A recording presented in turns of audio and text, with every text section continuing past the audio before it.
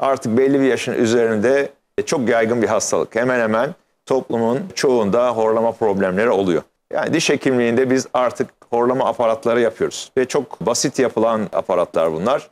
Alt çenemizi birazcık daha önde konumlandırıp uyuduğumuz zaman uykuda ölümler, kardiyak problemli, şeker hastalığı problemi, tansiyon hastaları probleminde bu ciddi manada uyku apareyleri bu konuda çok endike ve son derecede faydalı, yapılan son araştırmalarda CPAP'tan daha etkili olduğu da anlaşılmış. Onun için biz bunu yoğun olarak tavsiye ediyoruz.